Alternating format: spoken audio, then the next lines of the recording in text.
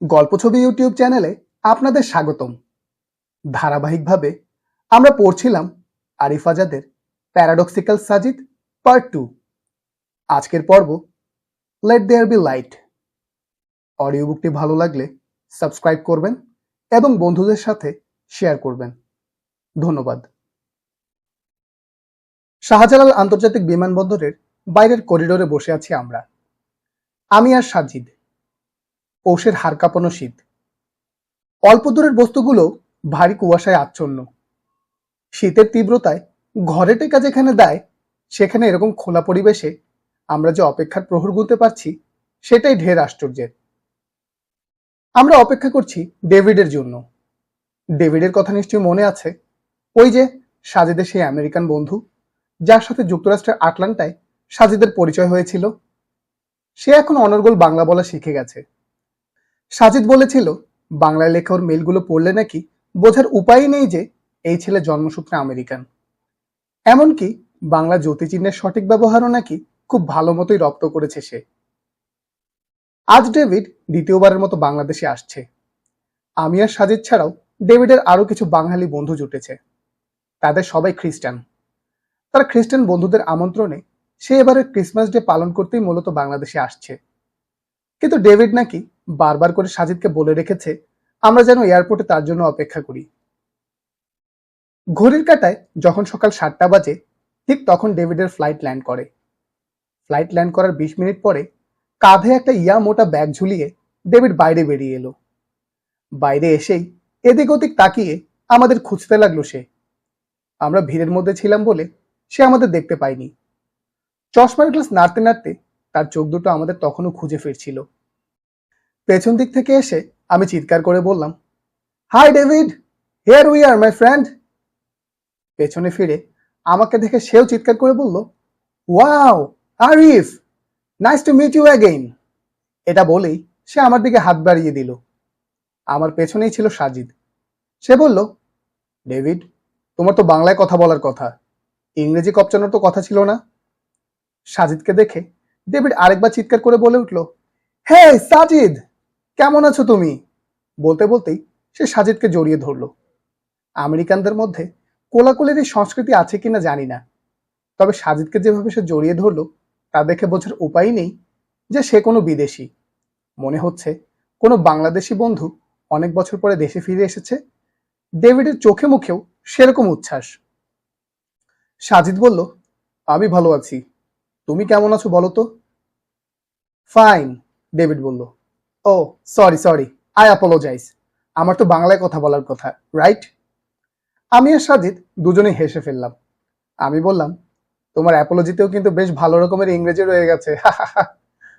মাথা চুলকাতে চুলকাতে এবার ডেভিডও আমাদের সাথে হেসে ফেলল। আমাদের গাড়ি চলতে শুরু করেছে। ডেভিড মাঝখানে, আমি আর সাজিদ তার দুই পাশে বসা।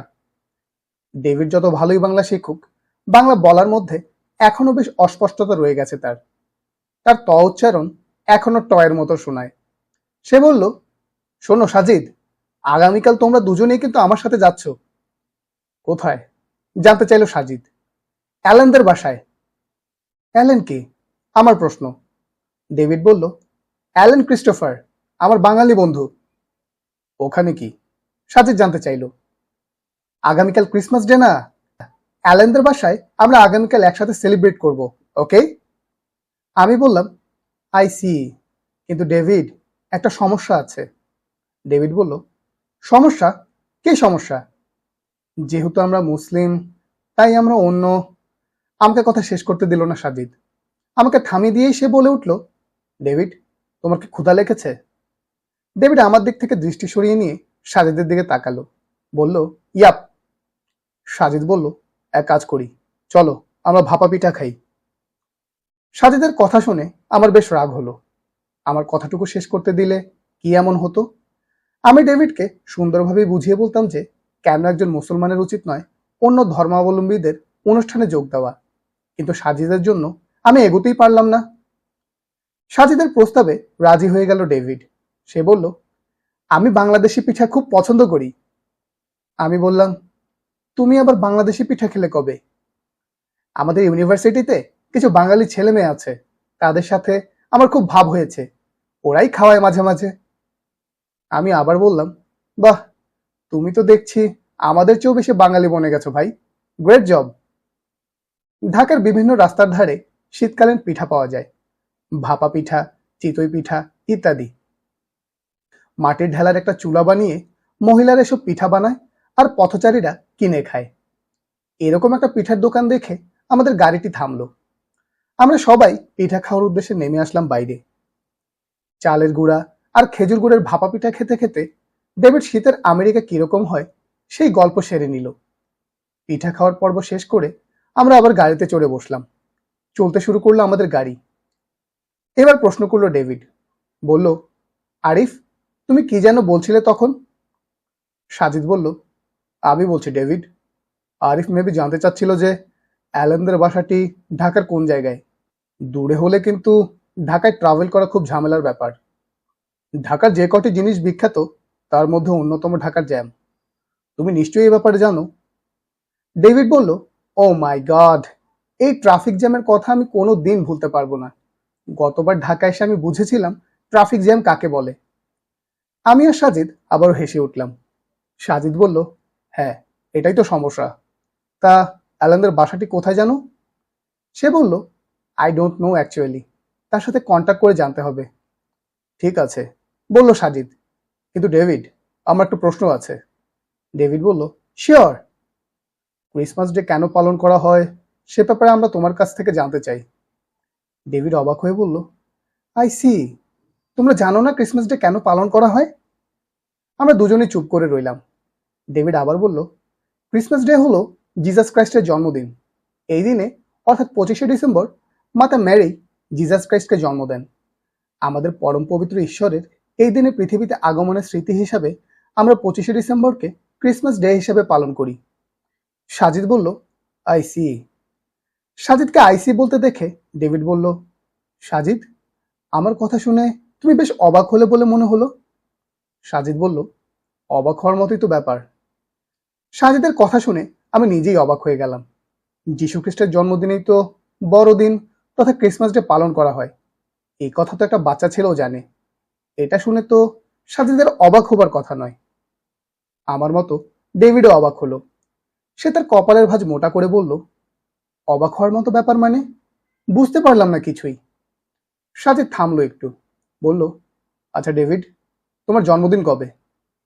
ডেভিড বুঝতে পারলো না জিসাস ক্রাইস্টের জন্মদিনের সাথে তার জন্মদিনের কি সম্পর্ক।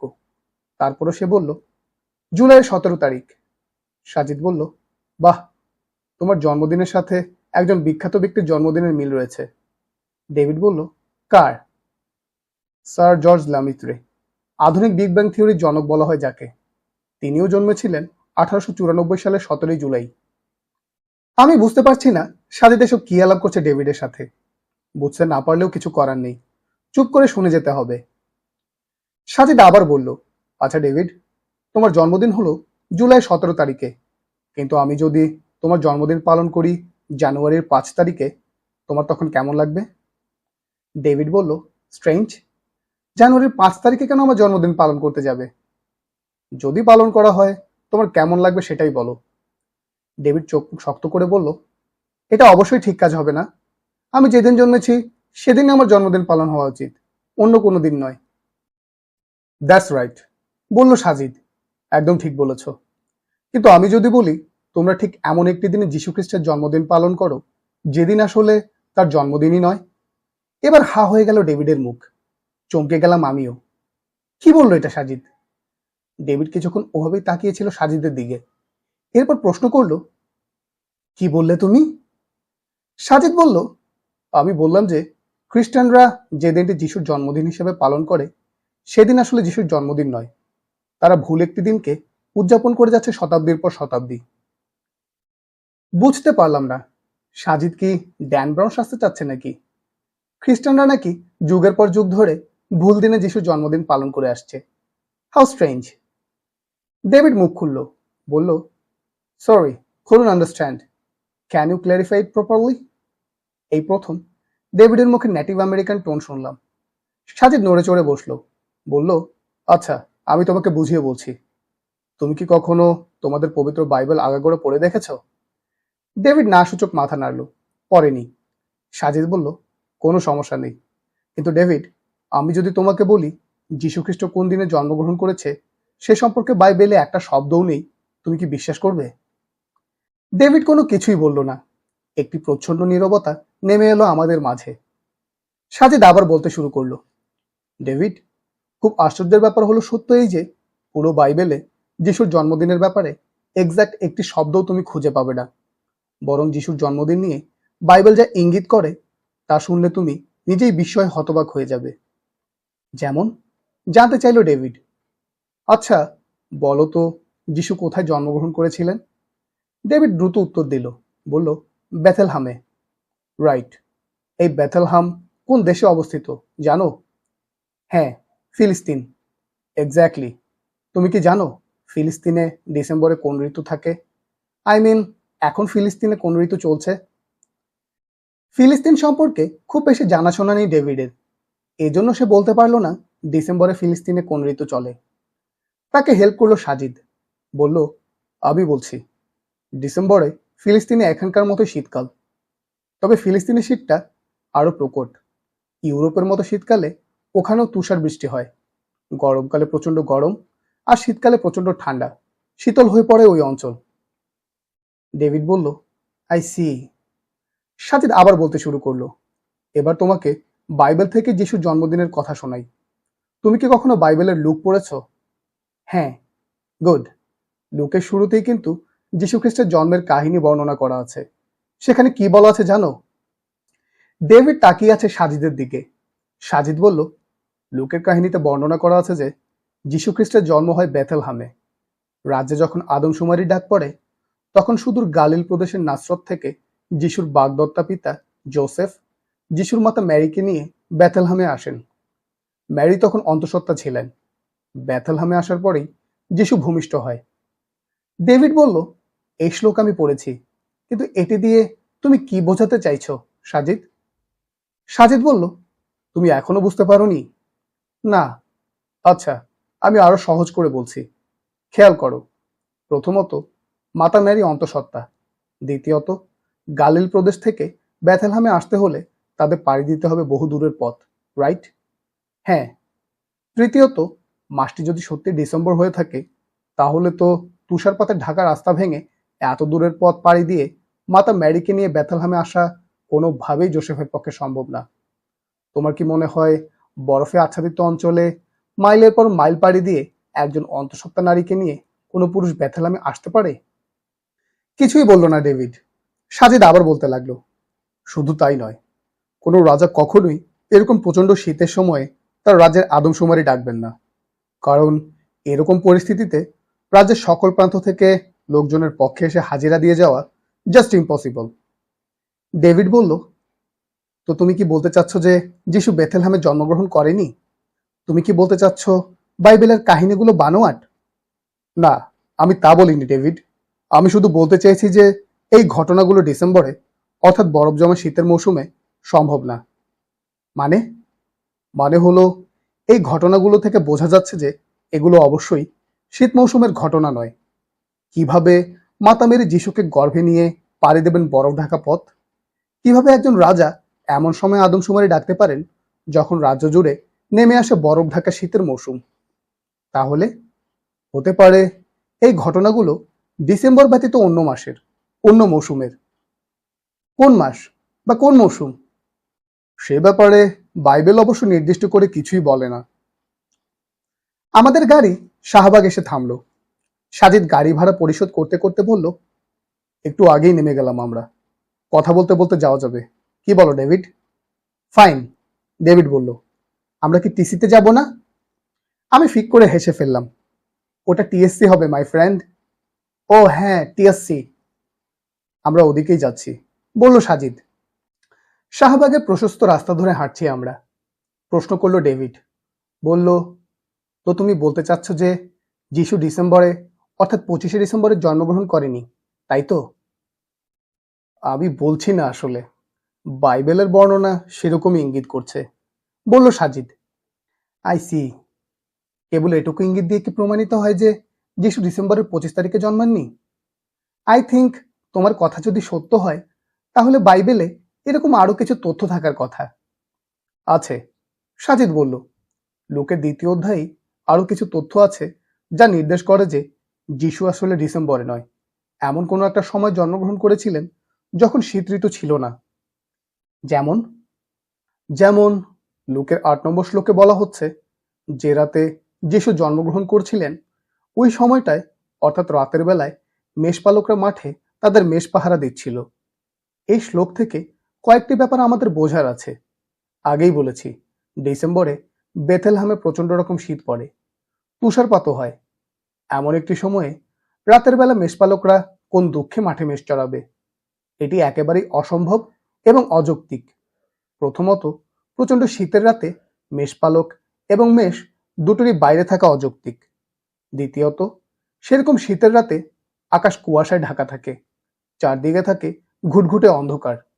এরকম অন্ধকার পরিবেশে মেষপালকরা মাঠে মেষ ছেড়ে দিয়ে পাহারা দিচ্ছে, ব্যাপারটি খুব অযৌক্তিক নয় কি ডেভিড? তো তুমি বলতে চাচ্ছ এই ঘটনা মিথ্যা? তুমি সম্ভবত আমাকে আবার ভুল বুঝছো ডেভিড। আমি বলছি না যে এই ঘটনা মিথ্যা, বরং আমি বলতে চাচ্ছি যে বাইবেলের এই ঘটনা ডিসেম্বর মাসের কনকনে শীতের রাতে ঘটা একেবারেই অসম্ভব। তাহলে এই ঘটনা ডিসেম্বর মাসের শীত ঋতুর নয়, এই ঘটনা নিশ্চিত রূপে গ্রীষ্ম ঋতুর। কারণ গ্রীষ্মকালে আকাশে চাঁদের জ্যোৎস্না থাকে, আবহাওয়া গরম এবং শুষ্ক থাকে। এমন সময় সাধারণত মেষপালকরা রাতে তাদের মেষ চড়াবে। বাইবেলের ইঙ্গিত এবং যুক্তি তাই বলে। ডেভিড কিছুই বলল না। সাজিদ আবার বলতে শুরু করলো, খেয়াল করো, যিশুর বাগদত্তা পিতা জোসেফ এবং যিশুকে গর্ভে নিয়ে মাতা ম্যারির পক্ষে কি কখনোই গালিল প্রদেশের নাসরত অঞ্চল থেকে বরফে আচ্ছাদিত পথ, কুয়াশার আস্তরণ মারিয়ে বেথেলহামে আসা সম্ভব ছিল? ছিল না। যুক্তিতে বিশ্বাসী এমন যে কেউ বলবে যে এটি কোনোভাবেই সম্ভব না। তাছাড়া একজন রাজাও এমন সময় রাজ্যে আদমশুমারি ডাকবেন না যখন ওই রাজ্যে কনকনে শীতকাল, চারদিকে তুষারপাত। তিনি ভালো করেই জানেন এরকম পরিস্থিতিতে দূর দূরান্তের প্রজাদের পক্ষে বেথেলহামে আসা সম্ভব না। তাই তিনি ডিসেম্বরে আদমশুমারি ডাকবেন, এটি অসম্ভব। তাহলে কোন সময়ের ঘটনা হতে পারে এটা? হতে পারে এমন সময়ের যখন আবহাওয়া শুষ্ক ছিল, রাস্তাঘাট ভালো ছিল। তাহলে মেরি এবং জোসেফের পক্ষে গালিল প্রদেশ থেকে বেথেলহামে আসা সহজ। আর রাজাও এমন সময় আদমশুমারি ডেকেছিলেন যখন আবহাওয়া শুষ্ক ছিল, কারণ আদমশুমারিগুলো সাধারণত ফসল কাটার পরপর ডাকা হতো। কিন্তু ডিসেম্বর কোনোভাবেই ফসল কাটার মৌসুম নয়। তাহলে কোন সময়ের ঘটনা হতে পারে এটি? হতে পারে গ্রীষ্ম ঋতুর ঘটনা। তাহলে প্রশ্ন ডেভিডের, তাহলে 2 এ 2 4 হয়, মানে জোসেফ এবং মেরি এমন সময় বেথেলহেমে এসেছিলেন যখন আবহাওয়া শুষ্ক ছিল এবং রাস্তাঘাট ভালো ছিল। রাজাও এমন একটি সময় আদমশুমারি ডেকেছিলেন যখন আবহাওয়া শুষ্ক ছিল। আবার অন্যদিকে মেষপালকরা এমন একটি সময় রাতের বেলা মেষ চড়াচ্ছিল যখন আকাশে জ্যোৎস্না ছিল, আবহাওয়া শুষ্ক ছিল, কনকনে শীত ছিল না। মোদ্দা কথা, বাইবেলের বর্ণনা থেকে এই ইঙ্গিত পাওয়া যায় যে যিশু আসলে শীতের সময়ে, অর্থাৎ ডিসেম্বরে জন্মগ্রহণ করেননি। আমি এতক্ষণ চুপ করেই ছিলাম, কিন্তু আর চুপ থাকতে পারলাম না। বললাম, সাজিদ, তোর ব্যাখ্যা বিশ্লেষণ থেকে এই কথাই প্রমাণিত হয় যে যিশু 25শে ডিসেম্বর জন্মগ্রহণ করেননি। কিন্তু আমার প্রশ্ন, কুরআনে কি যিশু ঈসা আলাইহিস সালামের জন্মের ব্যাপারে কোনো ইঙ্গিত আছে? আমার প্রশ্নের সাথে ডেভিডও মাথা নেড়ে সহমত জানালো। সম্ভবত সে ওই প্রশ্নটাই মনে মনে প্রস্তুত করছিল। সাজিদ বলল, বাইবেলের মতো কুরআনও ঈসা আলাইহিস সালামের জন্মের ব্যাপারে নির্দিষ্ট কোনো দিন তারিখের ব্যাপারে বলে না। তবে কোরআনে কিছুটা ইঙ্গিত পাওয়া যায় ঈসা আলাইহিস সালামের জন্মের সময়ের পরিবেশ সম্পর্কে। যেমন? আমি জানতে চাইলাম। যেমন ধর, পবিত্র কোরআনের সম্পূর্ণ একটা সূরার নামই হলো মারিয়াম। ঈসা আলাইহিস সালামের মাতার নামে এই সূরার নামকরণ। এই সূরার মধ্যে ঈসা আলাইহিস সালামের জন্মের সময়কার কয়েকটি চিত্রের বর্ণনা আছে। মারিয়াম আলাইহিস সালাম যখন আল্লাহর ইচ্ছায় গর্ভবতী হলেন, তখন তিনি খুব ভীত হয়ে পড়লেন। তিনি ভয় পাচ্ছিলেন তার কওম তার বিরুদ্ধে না আবার ব্যভিচারের অপবাদ আনে। মারিয়াম আলাইহিস সালাম ছিলেন পুত পবিত্র নারী। তাকে কোনোদিন কোনো পুরুষ স্পর্শও করেনি। কওমের নিন্দার ভয়ে তিনি লোকালয় থেকে দূরে কোথাও চলে গেলেন। যখন তার প্রসব বেদনা শুরু হয়, তখন তিনি একটি খেজুর গাছের নিচে অবস্থান করছিলেন। প্রচণ্ড ব্যথা আর কওমের নিন্দার ভয়ে তিনি একেবারেই ভেঙে পড়লেন। প্রচণ্ড দুঃখবোধ থেকে তিনি ওই মুহূর্তে মুখে বিড়বিড় করে যে কথাগুলো বলছিলেন সেগুলো হুবহু কোরআনের স্থান পায়। সূরা মারিয়ামের 23 নম্বর আয়াতে বলা হচ্ছে, হায়, এর আগে যদি আমি মরে যেতাম এবং মুছে যেতাম মানুষের স্মৃতি থেকে। এমন সময় তাকে সান্ত্বনা দিয়ে আল্লাহর পক্ষ থেকে বলা হয়, তুমি চিন্তা করো না, তোমার রব তোমার পায়ের নিচে একটি ঝর্ণা সৃষ্টি করেছেন, আর তুমি খেজুর গাছের ডাল ধরে নাড়া দাও, তাহলে সেখান থেকে তোমার জন্য পাকা খেজুর পড়বে। এই কথাগুলো আছে সূরা মারিয়ামের 24 এবং 25 নম্বর আয়াতে। আমি বুঝতে পারলাম না এখান থেকে সাজিদ কি প্রমাণ করতে চাচ্ছে। সম্ভবত ডেভিডও বুঝতে পারেনি। আমি বললাম, এই আয়াতগুলো থেকে কি প্রমাণিত হয়? সাজিদ বলল, 25 নম্বর আয়াতটি খেয়াল কর। ওই আয়াতে মারিয়াম আলাইহিস সালামকে কি করতে বলা হচ্ছে?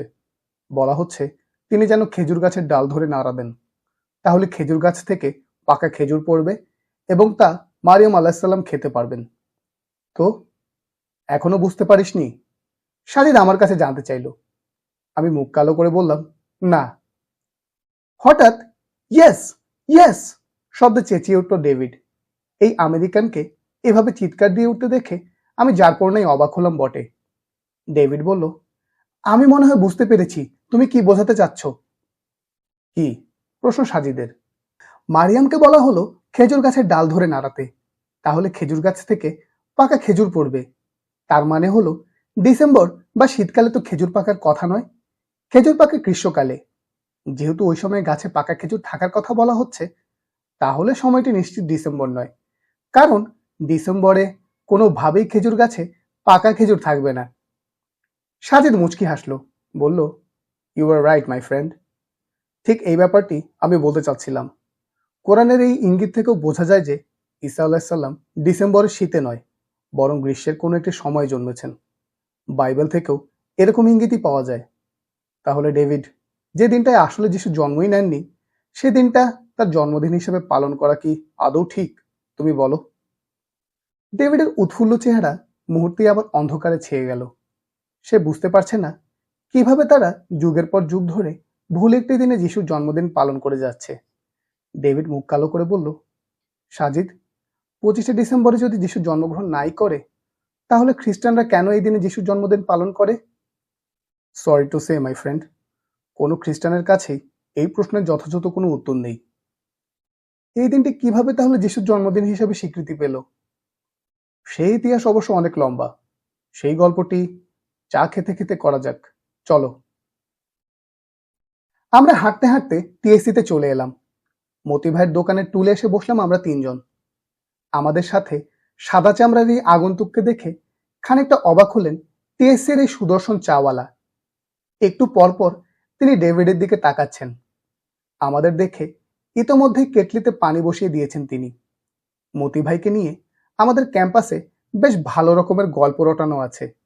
কথিত আছে তিনি নাকি গ্রামে থাকা অবস্থায় কোনো এক পরীর সাথে প্রেম করতেন। দীর্ঘ 2 বছরের প্রেমের ইতি ঘটে যখন মতি ভাই চায়ের দোকান নিয়ে বসে। মতি ভাই চা বিক্রি করছেন এটা জানতে পেরেই নাকি পরী মতি ভাইয়ের সাথে ব্রেকআপ করে। একটি পরীর বয়ফ্রেন্ড সামান্য চা বিক্রেতা, এটা সম্ভবত জিন সমাজে বেশ অপমানজনক ব্যাপার। এজন্যই পরীটি মতি ভাইকে ছেড়ে অন্যত্র চলে যায়। আমি মতি ভাইকে বললাম, তা মতি ভাই, তোমার পরী কি পরে আর আসছিল?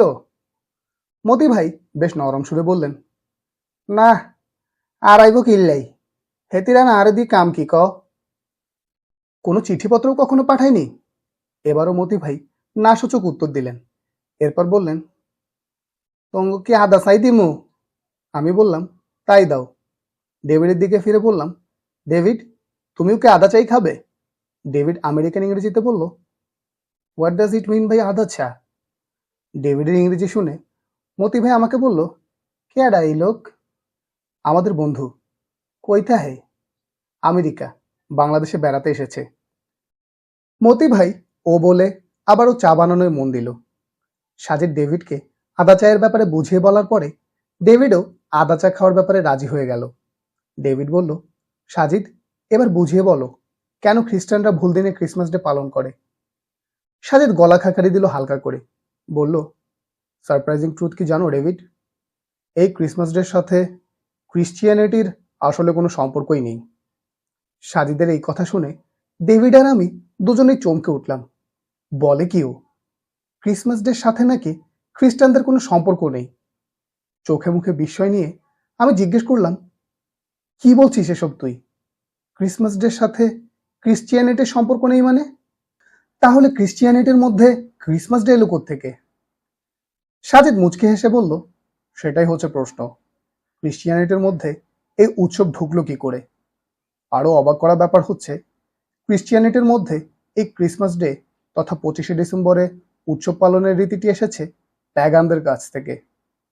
এবার আমি আর ডেভিড দুজনেই হা করে রইলাম, কারো মুখে কোনো কথা নেই যেন। সাজিদ আবার বলতে শুরু করলো, এই ইতিহাস অনেক পুরনো। যিশুর জন্মের আগে ইউরোপে রাজত্ব করত প্যাগানরা। এই প্যাগানরা তখন স্যাটার্নেলিয়া নামক একটি উৎসব পালন করত। দেবতা স্যাটার্নের পুজোই এই উৎসবের মূল প্রতিপাদ্য বিষয়। দেবতা স্যাটার্ন ছিল ফসলের দেবতা।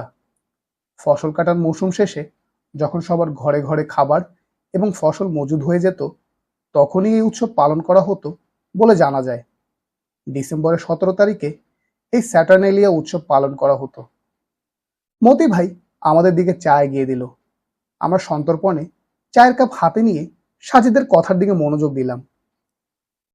প্যাগানদের মধ্যে আরেকটি প্রধান উৎসবের প্রচলন ছিল, সেটি হলো দেবতা মিথ্রাসের জন্মদিন। এটিকে মিথ্রাইজম বলা হয়। মিথ্রাস ছিল আলোর প্রতীক। যিশুর জন্মের 2000 বছর আগ থেকে এই দেবতা মিথ্রাসের পুজোর প্রচলন ছিল প্যাগানদের মধ্যে। জানা যায় এই মিথ্রাস দেবতার জন্মদিন ছিল 25শে ডিসেম্বর। তাই প্যাগানরা ডিসেম্বরের 25 তারিখ এই মিথ্রাসের জন্মদিন পালন করত। প্যাগানরা এই উৎসবকে বলতো ডাইজ ন্যাটালিস সলিস ইনভেক্টি।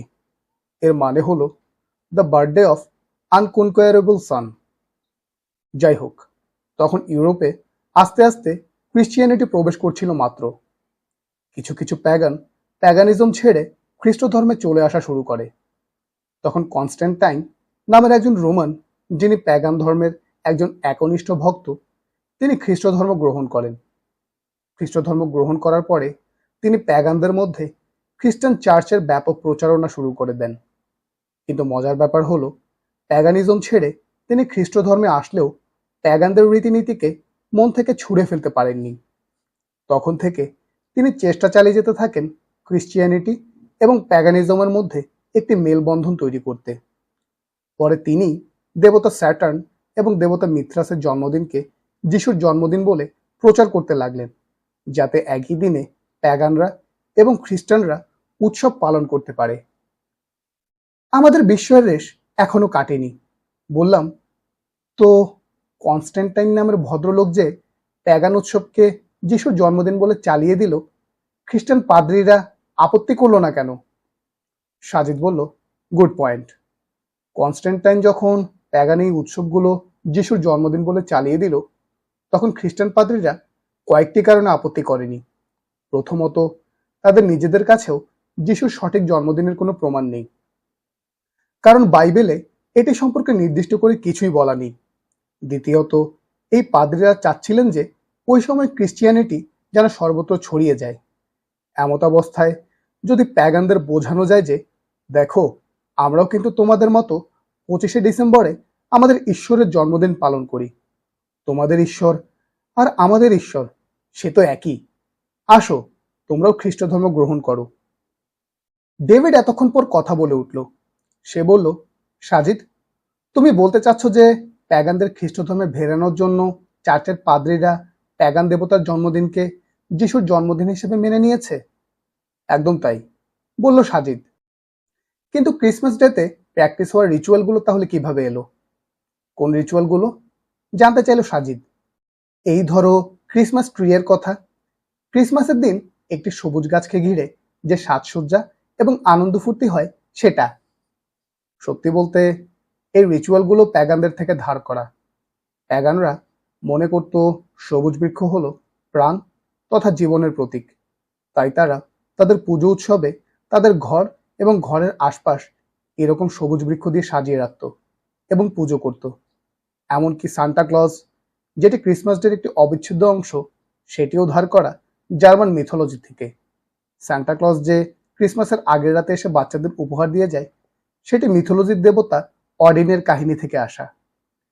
আমি বললাম, তা না হয় বুঝলাম বাপু, কিন্তু যিশুর সময়কাল থেকে যদি এই উৎসব পালন হয়ে থাকে, তো এত যুক্তি প্রমাণের তো কোনো দরকার নেই, তাই না? রাইট, বলল ডেভিড, তার চোখে মুখে উজ্জ্বল আভা, যেন সে শক্ত কোনো ভিত্তি পেয়ে গেল পায়ের তলায়। সাজিদ বলল, সরি টু সে, পৃথিবীর ইতিহাসে ৪র্থ শতাব্দীর আগে ক্রিসমাস ডে উদযাপনের কোনো প্রমাণ পাওয়া যায় না।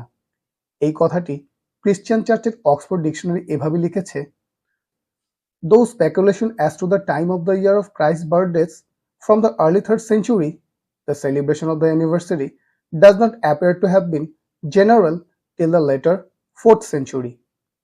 Catholic Encyclopedia লিখেছে, Christmas was not among the earliest festivals of the church.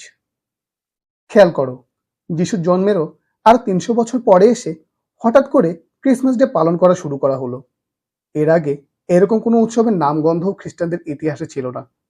অদ্ভুত না ব্যাপারটা? আমি আর ডেভিড দুজনেই চুপ করে রইলাম। আমাদের মনোযোগ বিচ্ছিন্ন হলো মতি ভাইয়ের কথায়। মতি ভাই বলল, কি ব্যাপার, আপনারা দেখি সাডারে বরফ বানাইয়া চললেন। আমরা খেয়াল করলাম যে আসলেই আমাদের তিনজনের চাই ঠান্ডা বরফ হয়ে আছে। ক্রিসমাসের প্রকৃত রহস্য শুনতে শুনতে ভুলেই গিয়েছি যে হাতে চায়ের কাপ ধরে বসে আছি। আমাদের ওই চা আর খাওয়া হলো না।